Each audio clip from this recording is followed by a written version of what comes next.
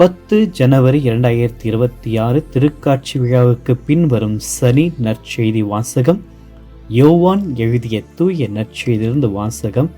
ஆண்டவரை மாட்சி உமக்கு. அதிகாரம் 3, இறை வசனங்கள் 22 30 முடிய. அக்காலத்தில் இயேசுவும் அவர் தம் சீடரும் யூதேய பகுதிக்கு சென்றனர். அங்கே அவர் அவர்களோடு தங்கி திருமுழுக்கு கொடுத்து வந்தார். யோவானும் சலிம் எனும் இடத்திற்கு அருகில் உள்ள ஐநோயில் திருமுழுக்கு கொடுத்து வந்திருந்தார். ஏன் அங்கு தண்ணீர் நிறைய இருந்தது. மக்கள் அங்கு சென்று திருமுழுக்கு பெற்று வந்தார்கள். யோவான் சிறையில் அடைக்கப்படும் முன் இவ்வாறு நிகழ்ந்தது. ஒரு நாள் யோவானின் சிலருக்கும் யூதர் ஒருவருக்கும் இடையே தூய்மை சடங்கு பற்றி விவாதம் எழுந்தது. அவர்கள் யோவானிடம் போய், ரபி, யோர்தான் ஆற்றின் அக்கரை பகுதியில் உம்மோடு ஒருவர் இருந்தாரே, நீரும் அவரை குறித்து சான்று பகர்ந்தீரே. இப்பொழுது அவரும் திருமுழுக்கு கொடுக்கிறார், எல்லோரும் அவரிடம் செல்கின்றனர் என்றார்கள். யோவான் அவர்களை பார்த்து, விண்ணிலிருந்து அருளப்படாவிட்டால் எவரும் எதையும் பெற்றுக்கொள்ள முடியாது. நான் மெசியா அல்ல, மாறாக அவருக்கு முன்னோடியாக அனுப்பப்பட்டவன் என்று நான் கூறியதற்கு நீங்களே சாட்சிகள். மணமகள் மணமகனுக்கே உரியவர். மணமகனின் தோழரோ அருகில் நின்று அவர் சொல்வதை கேட்கிறார். அதில் அவர் பெருமகிழ்ச்சி அடைகிறார். என் மகிழ்ச்சியும் இது போன்றது. இம்மகிழ்ச்சி என்னுள் நிறைந்துள்ளது. அவரது செல்வாக்கு பெருக வேண்டும், எனது செல்வாக்கு குறைய வேண்டும் என்றார். ஆண்டவரின் அருள்வாக்கு. கிறிஸ்துவே உமக்கு புகழ். இறையேசுவில் பிரியமான அன்பு சகோதரமே, இன்றைய நாளில் ஒரு அனைவருக்காகவும் உங்களுடைய ஒவ்வொருடைய மன்றாற்றுக்காகவும் என்னுடைய திருப்பலியில் சுபிக்கின்றேன். இறைவன் உங்கள் ஒவ்வொருவரையும் நிறைவாக ஆஸ்வதிப்பாராக. பிரியமான நற்செய்தி வாசகத்தில் ஒரு அழகான வாழ்க்கை பாடத்திற்கு யோவான் நம்மை கொண்டு செல்கின்றார்.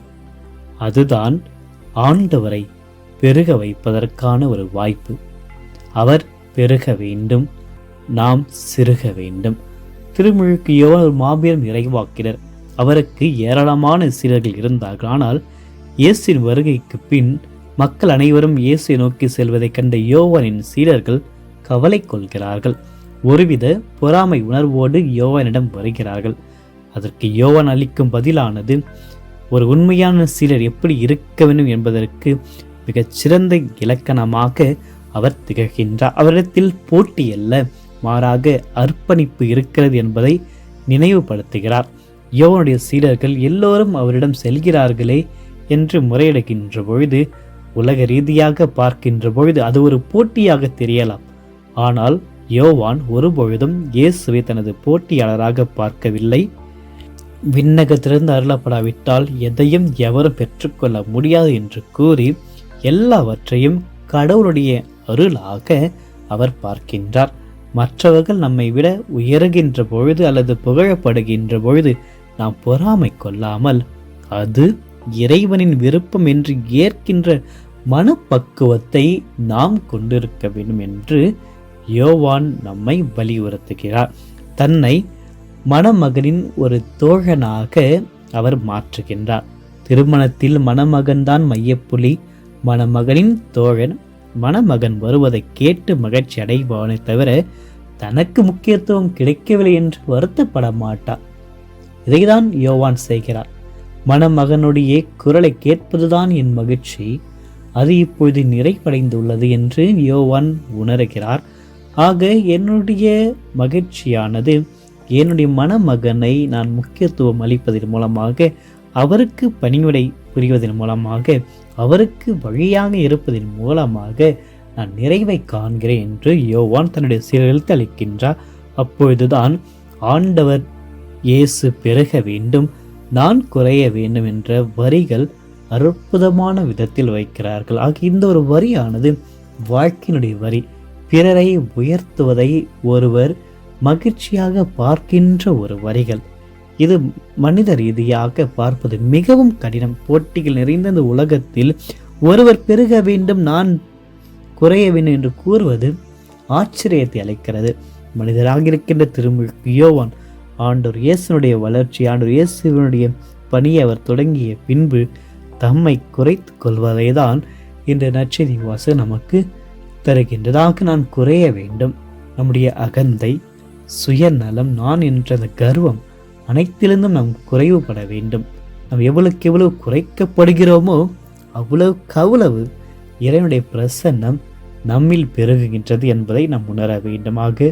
இன்றைய உலகில் தன்னைத்தானே விளம்பரப்படுத்திக் கொள்கின்ற உலகம், செல்ஃப் ப்ரமோஷனை நாம் பார்க்கின்றோம்.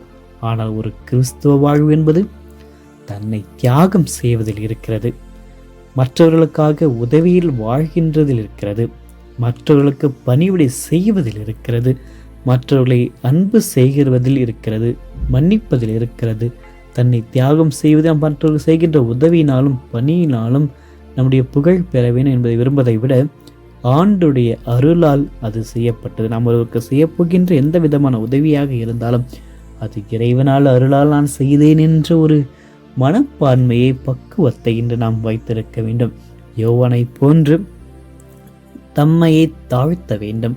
தம்மை தாழ்த்துகிறவர் உயர்த்தப்படும் என்று இறைவன் குறிப்பிடுகின்ற. ஆகவே இன்று நம்முடைய குடும்பத்திலும் பணியிடத்திலும் நாம் ஒரு மணமகனின் தோழனாக இருப்போம். எல்லோரையும் இயேசுவிடம் அழைத்து செல்வோம். நமது வாழ்வில் ஆண்டவருக்கு முதலிடத்தை அளிப்போம். அவருக்கு பின்னால் நாம் பணிவோடு நடந்து செல்வோம். இறைவன் நம் ஒவ்வொருவரையும் நிறைவாக ஆசீர்வதிப்பாராக. ஆமென். மன்றாடுவோமாக. என்றும் வாழும் எல்லா மலையறைவா, இந்த சனிக்கிழமை காலை வேளையில் இந்த வாரத்தினுடைய இறுதி பகுதியை நாங்கள் இட்டிருக்கின்ற இந்த ஒரு வேளையில் உமது பாதத்தில் அமர்ந்து உமக்கு நன்றி கூறுகிறோம். உம்மை போற்றுகின்றோம், புகழ்கின்றோம். அன்னை மரியாளோடு உமக்கு புகழ்ச்சி பலியை செலுத்துகின்றோம். இந்த நற்செய்தி வாசகத்தில் திருமுழுக்கு யோவான் காட்டிய அந்த உன்மதமான தாட்சியை நாங்கள் பெற்றிட, அவர் பெருக வேண்டும் நான் குறையவேன் என்று கூறிய அந்த தாரக மந்திரத்தை இன்று எங்கள் இதயத்தில் நாங்கள் சொல்லிட, அது எங்களுடைய வாழ்க்கையில் ஆழமாக பதிய செய்திடும். ஆண்டவரே, கடந்த வாரத்தினுடைய கருணைக்காக உமக்கு நன்றி கூறுகிறோம். இந்த கடந்த திங்கள் முதல் இன்று வரை எங்களுக்கு செய்த அனைத்து நன்மைகளுக்காக உமக்கு கோடான கோடி நன்றி செலுத்துகின்றோம். எங்களுடைய பலவீனமான நேரங்களில் அதை பலத்து தந்து காத்தீரை உமக்கு நன்றி கூறுகிறோம். நாங்கள் வழி தெரியாமல் தவித்த போது வார்த்தையினுடைய ஒளியால் எங்களை ஆசீர்வதித்தீரே உமக்கு நன்றி கூறுகிறோம். விபத்துக்கள், நோய்கள் மற்றும் தீமைகள் நீங்களை காப்பாற்றினீரே, அதற்காக உமக்கு நன்றி கூறுகிறோம். தெரிந்தோ தெரியாமலும் நாங்கள் செய்த தவறுகளை மன்னித்தீரை, இந்த ஒரு புதிய நாளின் தொடக்கத்தை தந்தீரை, அதற்காக உம்மை போற்றுகின்றோம். ஆண்டவரே, இன்று நாங்கள் குறையவும் நீர் பெருகவும் எங்களுக்கு வரமருளும். இந்த புதிய நாளில் உமது புதிய அருட்கொடைகளை நாங்கள் பெற்றிட எங்கள் இதயத்தை ஆசீர்வதித்தருளும். எங்களுடைய பேச்சில் கர்வத்தை அகற்றி உமது கனிவை பெற்று வாழ்ந்திட உதவி செய்தருளும்.